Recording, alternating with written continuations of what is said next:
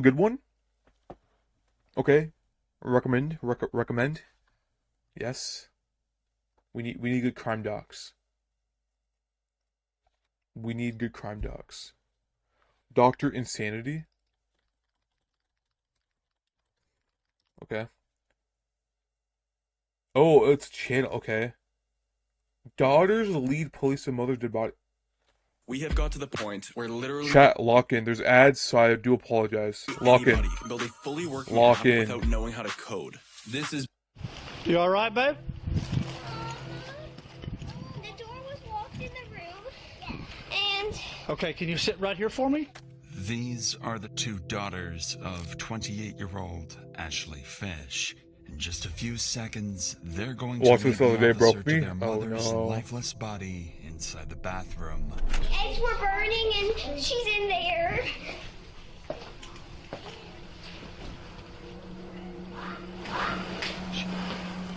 And as the oldest daughter bravely guides her siblings to safety, police are still unsure whether this was self-inflicted or if there's a killer on the loose. But they'd eventually discover that Ashley's killer is closer to home than anybody expected, pulling investigators into one of the most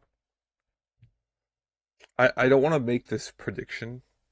This is sad. Please don't let it be the fucking kid that did it. tragic domestic dispute cases the state of Louisiana has ever seen. Is she alive? No, she's not. They're young. Yeah, he done a number on her, that's for sure. I wanted him to leave. Get out there. Leave the girls alone. I said I'd just shoot you. I don't even know.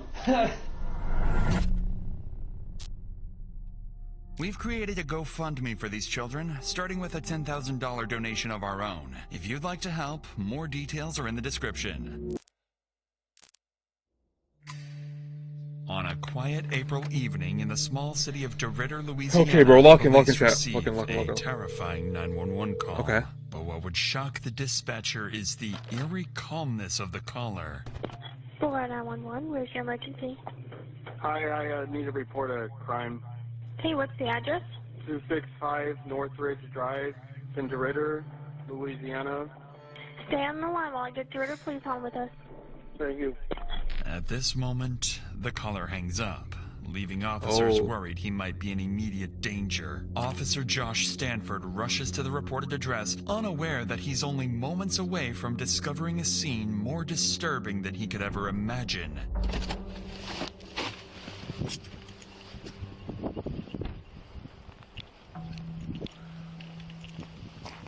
You all right, babe? Wait. Wait, so you call to report the crime that you most likely committed, and you leave the daughters there to handle with the police? You're a piece of shit. Sorry, I'm sorry. Okay. Okay, can you sit right here for me? What the fuck? Is What kind anybody in of there? what kind of person does that? My sisters are inside right there. Okay. And we got my mommy. The eggs were burning, and she's in there. Okay, y'all come in here. Come right here. No, I don't want to go. Come here, stay in here. Oh, the bigger sister trying to help them and just keep them calm, bro. 254 City. The woman has a That's single so- bullet wound to the oh. right side of her head and appears to have been dead for some time. Oh. Yet the male caller is nowhere to be found. But then the officer remembers there are still 4 young girls nearby who Yeah, have bro. just lost their mother. That's fucked up. Come here. Come here. Come help me. Come help me. Do you know these children? Yes, they're our neighbors. Okay. Yeah, like Maddie. You got parents here? Yes. Huh? Can you take them to a secure place for me? Was there anybody else here, baby? I don't think so. I don't know. The worst state to Fuck live you. in right now is New York, and nobody's talking about it. I hate AI, bro. You know, I got ads, bro. I gotta get ad blocker. Fuck it. Fuck In those an apps. unimaginable act of courage, the eldest daughter guides her younger siblings to safety, leading them to the neighbor's house. The neighbor bravely takes in the 4 traumatized children, who would later turn out to be instrumental to the investigation.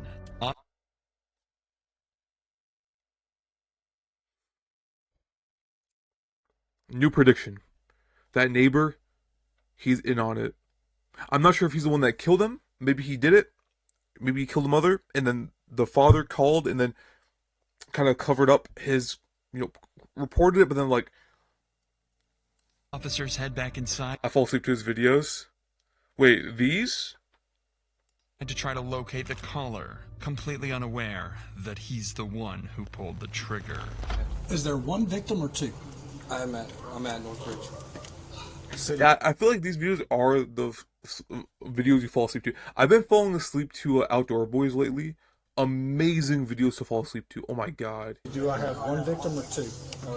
So we need to clear the rest of the house out. I was under the impression there was a male here too. Okay. So there was clear the rest of the house. City police! Hey, city police! Go right. Police department! Quick! See, when Gladys was on the phone with him, I was under the impression there was a male subject that had been shot. Look out in the backyard. Check the backyard. What's that? A smell? The eggs were burning. Oh, they cook? Oh, okay. Where's she at? She's in that bathroom. Oh, hell. Everything else cleared? Everything else is clear. Officers find no one else inside, leaving them still in the dark about who the caller really is. They'd further look into the victim's injuries and quickly realize there was almost no imminent struggle, leaving officers questioning whether the injuries may have been self-inflicted. But before anything else, they still need to identify the victim, and this is when the Well, but if it was self-inflicted, then why didn't the caller just say that? Why didn't they just report that? I mean, there had to been a motive on why they said it was a crime and why they called the police in the first. I mean, maybe why they leave? There's so many questions. Like, why do they leave? Why do they just tell like, oh hey, officer would make a devastating what the discovery, fuck? one that would turn this into a far more personal case. I didn't want to wait till you got here before I started trying to find an ID or anything. Let me. Hey, you want to turn the stove off? Yes. Keep watching, bro. I'm trying. Fish. This is.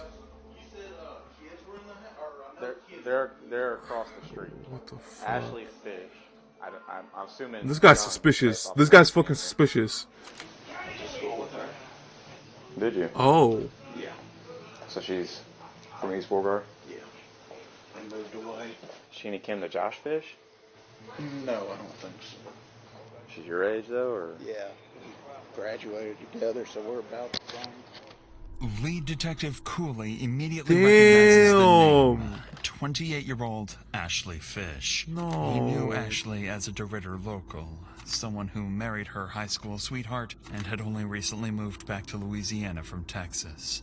Determined to find answers and uncover who murdered his friend, he turns to the neighbors for more information.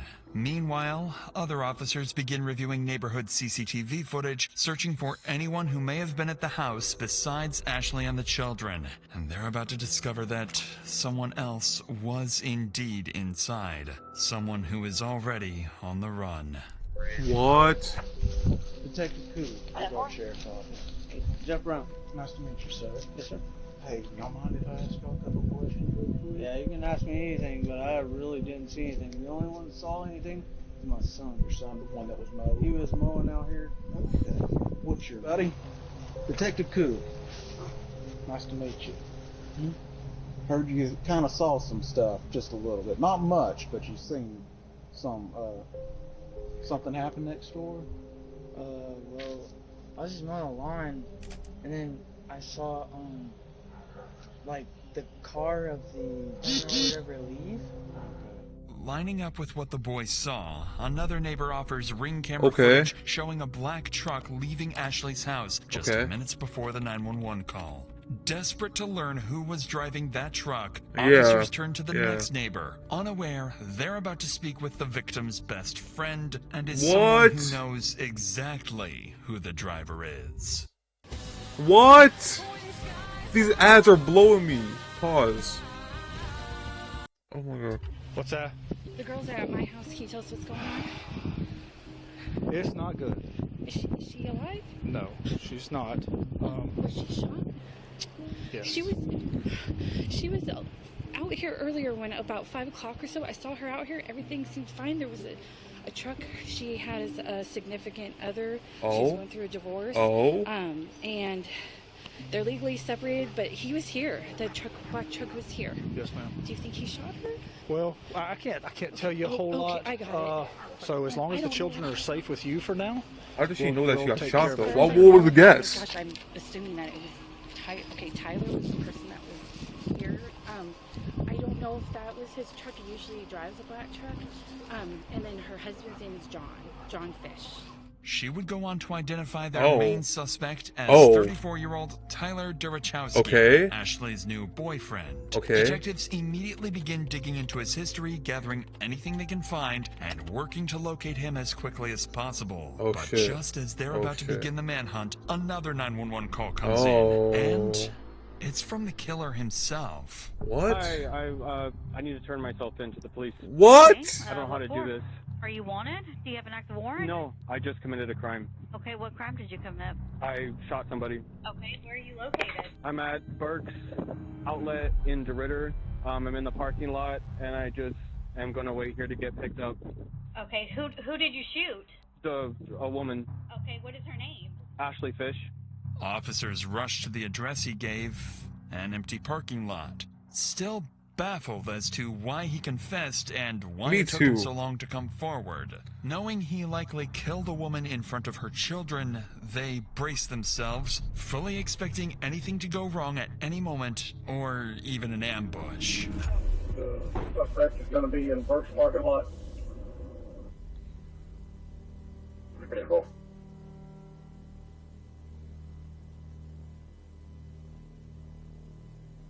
Okay, so the easiest way to do this is sit down on your butt and just turn your legs in, okay? 10-4.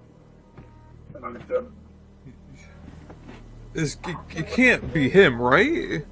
Wait. Are you out with that subject at first? Can I disconnect? With the main suspect arrested, officers have no idea the So investigation it's- is moments so the away from boyfriend. taking another unexpected turn. When they search his vehicle, they find no weapons. Okay. But they do find multiple prescription drugs, vials of testosterone, Okay. and syringes. Okay. To their surprise, Tyler seems unusually calm Yeah, for someone who just took a life. yeah, I was gonna say and the same it would thing. quickly become obvious that this calm, controlled demeanor is part of a plan. A plan to get away with murder. If you're still comfortable talking to me, can you tell me a little bit about what happened? Okay. This woman and I got in an altercation last night. Things were kind of falling out between the two of us, just relationally, and I was getting ready to move back to Oregon. So she pulled out, she had a gun in her drawer. She loaded it and was pointing it at me, and we started fighting, and it went off. Tyler insists he shot Ashley in self-defense after she pulled the pistol on him, immediately complicating Something's not the adding up. investigation. Once he's brought into the station, officers relay this information to the team at the scene, who would begin searching for anything that might support his claim.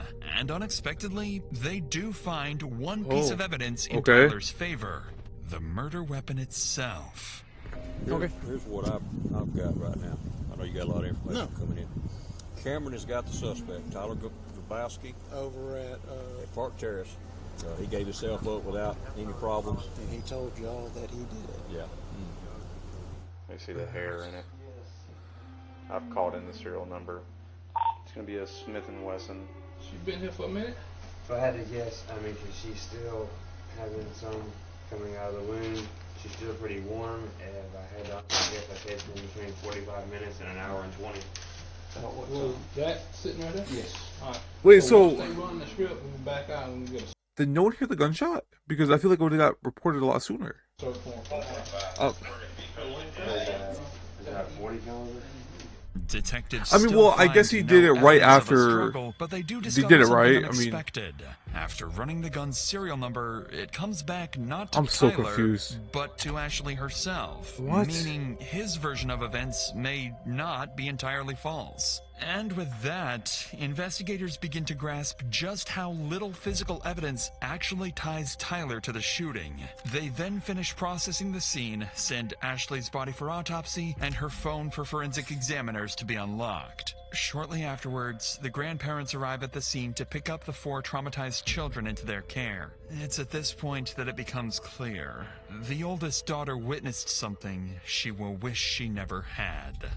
I've got some grapes and some strawberries. Yummy. Yummy. Are y'all hungry? The one you want to talk to is Riley. Yeah, she supposedly told my wife that she saw something and she didn't want to talk about it. Hey, my baby. Hey. Pop off. Papa. Hey, baby. Here, come with me. Poor children, bro. That is traumatizing, bro. Stop taking meeting notes and let ClickUp AI Note Taker do it for you. It allows you to focus on your meeting. This brings a small sense of relief to the officers, knowing the children are finally away from the horrors inside. But now comes the most difficult part. Calling Ashley's ex-husband, John, and informing him that she is dead. Lead Detective Cooley asks John to come to the station for questioning as soon as possible. And while Tyler anxiously waits for his chance to speak, detectives make a deliberate decision to start with John instead. But the longer Tyler waits, the more agitated he becomes. And by the time they will finally sit down with him, he will snap. I've never had someone do that to me. I've never had someone get that mad at me that they load a f***ing weapon. 1 hour after Ashley's deceased body was discovered, John arrives at the station. John explains that he and Ashley were together for over a decade. They had their first child young and went on to raise 4 beautiful daughters. For the detective, one question matters most. What does John think of Tyler? Is he capable of hurting Ashley, or was he simply in the wrong place at the wrong time? Yeah. But before that, something else weighs heavily on John. He still has to explain to his daughters why they will never hear their mother's voice again. Oh, that sucks, bro. I just want to let them know that she's no longer with us. Mom's no longer with us, you know. She's an angel now. Yeah. The 6-year-old and 4-year-old, they don't really know. They're kind of like, oh, she's an angel. They're going to talk a little bit about it, and they're more concerned about how she's flying and everything, you know. Right. I don't know what she's seen or not, but that's got me real bent out of shape, you know. On that devastating note, the detective would shift the conversation to the final moments leading up to Ashley's death. Tragically, Ashley seemed to sense that Tyler might harm her, and just moments before she died, she would make her final cry for help. When I see that, he's calling, what runs through my head is great. We got some bull crap. We got some bull crap. They're in some kind of argument, and they're trying to drag me into this, and I don't want to be part of y'all's drama. I don't want to be part of y'all's drama. Nothing in the past has ever felt like there was anybody in danger. Talking to my kids, kids never tell me anything's going bad around the house, so I'm not really feeling too in it. And through all this time, you know, I text back, I'm not trying to get in y'all's drama. That's when she texts, he won't leave, I know. As soon as I got that, when I actually looked and seen that he's not leaving, I called. And she's like, hello. And the first thing I go, what's going on? He's mad because he's got to leave. I said, are my kids okay? Are my kids safe? And she said, yes. Because I was a little concerned, but I wasn't like super. I'm just ready for him to leave, like, hung up. And then I texted her, said, talk to my kids, please, at 6:55. I just couldn't get a hold of her, and I was like, this is weird. This is just, you know, it was just odd. This is the moment. At 6:55 p.m., John lost all contact with Ashley, and with it, the hope of ever rebuilding a future with her. Shortly thereafter, Detective Cooley wraps up his interview with John, who has made one thing clear. Damn, bro. Ashley was a loving mother, incapable of harming anyone, and she deserves justice. Still not ready to begin Tyler's interrogation, fully aware that physical evidence against him is alarmingly weak, the detective instead brings in Ashley's other relatives to give their statements, hoping to better understand Tyler's character and whether he truly is a cold-blooded murderer. And it doesn't take long for one thing to become clear. Every one of them deeply distrusted Tyler, to the point of even threatening his life, fearing he might one day snap and hurt Ashley. You know, I did threaten him. You know, I wanted him to leave. Get out there. Leave the girls alone. You know, I said I'd just shoot you. You know, but I didn't. You know, and I went home, and my wife and my daughter, you know, they talked some sense into, you know, but I mean, thoughts crossed my mind hundreds of times now, you know. If I'd have carried that out, I know it's bad, but they'd had the mama. He's there, and he comes out, and I think he shook my hand, and I'm like, you know, hey Tyler, nice to meet you and whatnot. And he just goes straight in the door and picks up Ashley's guitar and goes and hikes his leg up on the damn trampoline and starts looking at the moon and playing guitar. And I'm like, Ashley, what in the f is he doing? Can we just go inside? I don't want to hear this prick playing or something. You know, just something. He stops and he come over there to pull us apart. And I just rear back and punched him in the side of the head. And I had told her, he needs to go. You know, you need to get this done and get it done. Get him on the road. You know, the last couple of weeks she told me she hadn't made her decision. He did have to go, and this time it was for good. She said, I will be alone. Oh. And then this other guy, and I talked with my wife about it. I said, I don't understand why somebody that supposedly has got their living already set, you know, they ain't even got to work for a living to start seeing somebody that has 4 kids. He has no kids. I said, the only thing I can think of is maybe he's a damn I said, that sounds suspicious to me, you know? Yes. It quickly becomes clear to the detective that Ashley's relatives all wish she had stayed with John instead of Tyler, a walking red flag fully capable of snapping at any moment. But everything else investigators have is still circumstantial. Still, there's hope. Police did find some concerning items in his car. Multiple anabolic drugs known to affect mood, judgment, and irritability. However, even with these findings, detectives are grasping at straws. Yet, with time slipping away, Detective Cooley knows he can't wait any longer. It's time to come face to face with their killer, who, by this point, has been waiting for hours, growing increasingly impatient to speak. With the right lawyer, he has a real chance to walk free. Without one, a single wrong word could now cost him his freedom for life. And for Detective Cooley, this isn't just another case. Ashley was his friend, someone he had known for years. Now he has to sit across from the man who has already confessed to killing her. What if I could build an app that Bro, works my way what with the Base 44? fuck, dude? My work moves fast. Shit. Record. It's just help me keep everything in track. So my biggest thing is I want to know who you are, because that's very important. We need to know who Ashley is. That's very important. It's not just the events of what happened tonight. It's the whole totality of the history with you guys, because that's going to help best explain everything that led up to where we're at. I'm gonna tell you that you remember the saying, "The truth will set you free." The truth will set you free in here. It's up to you. I can't make you. I would love to know. We would all love to know, just for the sake of you, and for the sake of Ashley, obviously. I mean, I feel like giving a statement just because I'm here. I don't know how long we wait for a lawyer to get here or whatever, but I just wanted to talk about what happened, tonight. So I don't know if that's, I think it's important, because right now we've got, obviously, I think I need to tell what happened. I left about 6 p.m., a little around 6 p.m. I'm not even quite sure when it was when I called the actual police department, or called 911. What I had left it as, there were 4 children in the house, and a woman.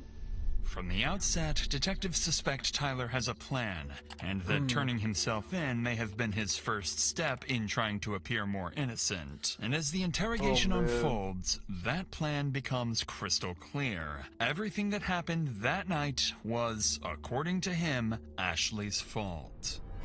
The woman and I had an altercation with a loaded weapon, and she had a bullet in her head. Never initiated violent contact on her like that. I'm not the one that pulled the gun. Like, I don't have the gun. I don't want the gun. I don't want to in disputes with a gun. No intention to shoot Ashley. No. I've never had. I don't want to take a mother away from her 4 kids. Like, that's not my thing.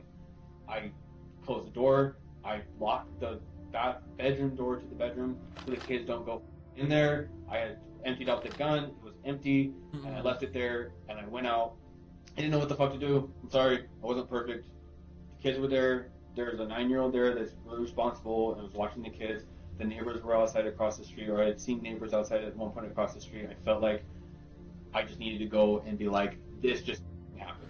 So I drove to the parking lot down the street and just called 911. So he was definitely there. In Tyler's own words, the shooting was merely an altercation. But what stands out even more is how he refers to Ashley only as a woman. Yeah, I was about to say, never as his like, partner yeah. or ex. Up until this point, Tyler has not shown any emotion when talking about Ashley. But detectives can sense something beneath the surface. Tyler avoids eye contact. He rambles, Yo, Doom, fidgets, what the hell you and doing? appears restless, almost like he's on the verge of a breakdown. And the moment detectives ask about Ashley's children, Tyler would finally crack.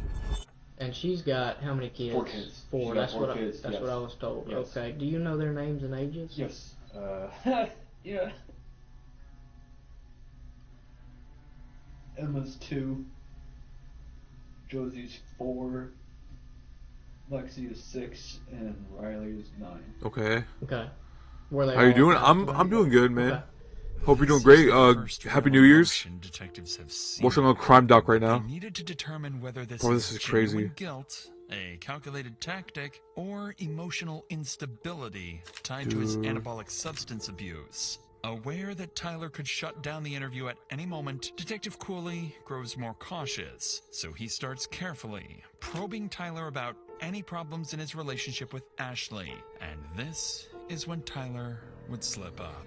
I was married for 5 years, and I felt like a man of honor, and I had a ring on, and I was proud of it. I was proud to be married. I was proud to be a good husband, and I fell into this weird relationship that I never wanted, to be in. I'd never wanted to be a part of, and I just went down this road that I just kind of felt like I could never escape from. It was like drowning in it, So I'm just like I was able to divorce in Oregon, it went through in just a couple months, and it was finalized and it was done. Her thing has been a year. Right. It takes a year for them to do the separation process and everything, and so we've just been kind of in that whirlwind of back and forth with everything and stuff, and I've thought about leaving. It's a crime document, so we're just trying to see who murdered the mother of 4 kids. And this is the who was the boyfriend of her.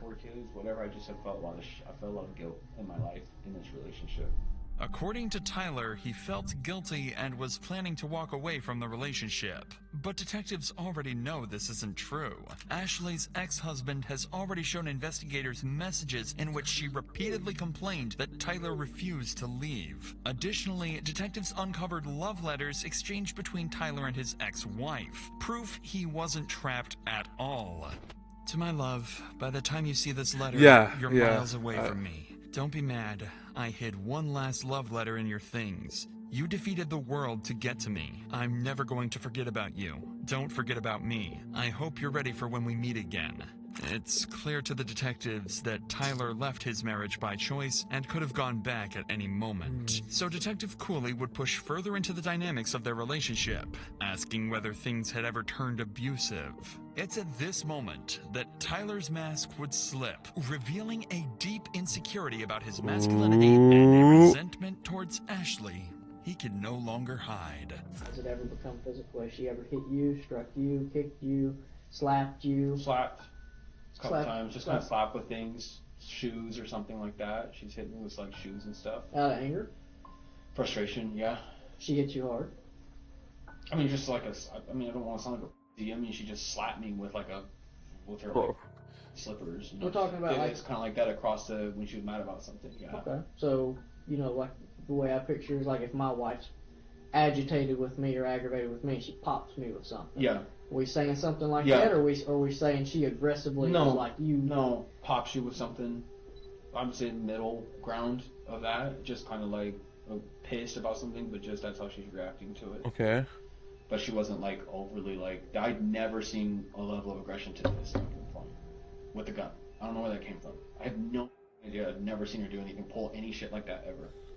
I didn't even know she could. But now, Tyler would inadvertently reveal something far more disturbing about himself. As part of their custody agreement, Ashley wasn't allowed to have anyone stay overnight, including Tyler, a rule he knew very well. And as soon as their relationship began to fall apart, Tyler's first instinct was to expose that violation to her ex-husband, knowing full well it would cost Ashley custody of her children. Do you need a free and easy way to capture your gameplay? What? Introducing Outplayed. Record anything on your... And so our relationship was really falling out here, and I threatened to tell him the truth when I was getting ready to leave. I was going to call her husband and be like, I've been spending the night here. I don't know what legal ramifications it's going to have for you guys in your life and your world. Bro, what? I've been in this relationship with you. This relationship has hurt me in a lot of ways. I've sacrificed a lot of things. And for me to go and have closure, I think that, like, I'm just going to let John know the whole truth. I think he deserves to know the truth. And I'm sorry. It was kind of an ugly ending for both of us, this woman and I. Tyler has just shown how quickly he can retaliate and how easily he could justify harming Ashley whenever he felt the need to do so. But according to Tyler, what happened next wasn't just another argument. He claims Ashley suddenly escalated the situation to a deadly level by pulling a gun on him. She has a loaded gun, or she has a gun in her drawer next to the bed, and I was in the bedroom talking with her, and she loaded her gun and cocked it back and basically told me that she wasn't going to let me call until. And so this just went to like 1,000, like 0 to 1,000 in like one blink of an eye. I'm like in the bedroom talking with her, having a normal conversation, and she's like loading a gun in front of my face, and she has a pistol. Like literally packing some stuff, putting some stuff in the drawers. I wasn't doing shit. I didn't hit her. I wasn't like fighting her or anything. I was just talking. And she like loaded her gun and was pointing at me. His side sounds too good to be true. Like, there's no way you did nothing, bro. There's no way you did nothing to cause something, bro. Like, what? So you're saying you're just innocent? Nothing happened. No, like that's where that started from. And I'm not saying that to do some dig myself in the grave, like, oh, the past, he never saw it happen and now she did it. That sounds like bullshit. No, she did it though. I'm a man. I'm a lot stronger than her. I was aggressive, but it was like, that's sexist. She shot that gun before. She knows what the fuck she's doing with it. I don't shoot guns. I didn't barely shot a gun in my life. And so the whole way it happened, I feel like for me, I didn't mean to do anything. I didn't mean for her to do anything. It was like basically felt like it was like just fighting for my life, and I feel like it was like this is how it ended. According to Tyler, this chaotic struggle wasn't aggression, it was survival. Detectives continue to press for details about what happened in the bathroom, and what Tyler would say next would either support his self-defense claim or unravel it completely. Okay, I'm listening. How long from the time she came into the bathroom to where it escalated to the point she gets shot? Talking about seconds or minutes? 2 minutes probably. Talk to me just about struggling. Those 2 minutes. Talk just to me fighting, trying to. It's a combination of talking, moving the gun around each other. Just like I'm trying to grab her. I'm trying to hold on to her. It's just like it was whoa. It felt like it was like fight for survival. I don't know what was going on. I felt like she was going to kill me. So at no point you stripped the gun from her and had the gun in your hand totally? Not until it was over. Not until she was on the ground. Now I'm confused. Were you on top? Was she on top? Behind. You were behind, like kind of like this, like kind of trying to do like a chokehold shit thing or something. She was like trying to get the gun to me, so it was just in our general facial areas. Okay. After the shot, what happens? I don't even. I stood there and I couldn't believe what the fuck happened. And the first thing I thought of was, I have to call somebody. I have to get someone here. I have to stand up for what I've done. Tyler is becoming increasingly more agitated, forcing detectives to call a short break, concerned that pushing any further He's all over the place. To shut down completely. Yeah. But the moment they step outside the interrogation room, everything changes. New evidence comes in, and it directly contradicts Tyler's story. Tyler claims Ashley had the gun in her hand, and they were fighting over the weapon. But when Ashley's body was discovered, her phone was still in her right hand, her dominant hand, meaning she hadn't been holding a weapon in the moments before she was shot. Then came the most damning detail. Ashley's hair was found inside the barrel of the gun. Combined with skull fracture patterns, it proved the weapon had been firmly pressed against her skin when fired. This wasn't self-defense. This was a cold-blooded execution. This was exactly what detectives needed. Armed with this evidence, Detective Cooley re-enters the room. And this time, he's ready to confront Tyler about his story. But to the detective's surprise, his controlled demeanor has disappeared. Under the prison. Under the prison. And Tyler is about to lash out. Well, do you feel like it probably just got out of hand? Yes, I think our whole relationship was out of hand, and I think Okay, well, I've never had someone do that to me. I've never had someone get that mad at me that they load a weapon in their house. The kids were asleep. It was 2 nights ago, and she cocks it back, and she's standing there like all cocky, looking at me like she's gonna she knows what she's gonna do with it. now I'm confused again. I mean, why not? If this lady's got a gun, why not just get the hell out of there? Because she had never done anything like this before. The other That doesn't night, mean 2 nights anything. ago, I don't even know why I let that go. I should have left the house. I guess, is it fair to like say I was afraid for my life though? Yes. Like, is that fair to say that? I mean, I feel like the cop out there was like, "You're a big dude," and I feel like it's not fair if it's like, "You look like you could handle yourself. You could have just like punched her in the face or like kicked her or something or like done something." And I'm like, I don't know, man. One bullet goes off and you're fucked. Now you're not the strong big man that you say you were. Fucking pussy. Yeah, sorry. Like, Sorry. For me, it's not about that. That's right. It's about it was a fight for literally like I don't know what the Oh fuck my she God, told me bro. next, and now I'm just like, I don't even know. It just feels like it was an accident. I didn't try to murder anyone. I Like, didn't try to kill anyone. what the fuck were we doing, bro? I don't know what the fuck happened. I don't know. I worked in the medical field and I know that it's not good. I know that. Tyler's words no longer sound like the frustration of a man defending himself. They sound like hostility towards someone he blames for everything that happened. But this is when Tyler would start to realize he isn't coming across the way he hoped. And when detectives press a little harder, they're about to make their biggest mistake. Pushing Tyler to shut down completely. No. Love No. Earn Roblox digital No, gift cards with detectives. Microsoft Rewards. They're about to We're still sell. missing some things that I feel that you're kind of rushing through, and I'm just processing today. I just want to feel like I'm like someone's like on like kind of listen like on my side. On your side, right? No, but I'm not trying to. I get what you're saying. I know I've seen this in the movies. I know what I'm trying to do. Like it's like the more I tell them now, it's like the better it looks. Like the more I just tell them now, it's like.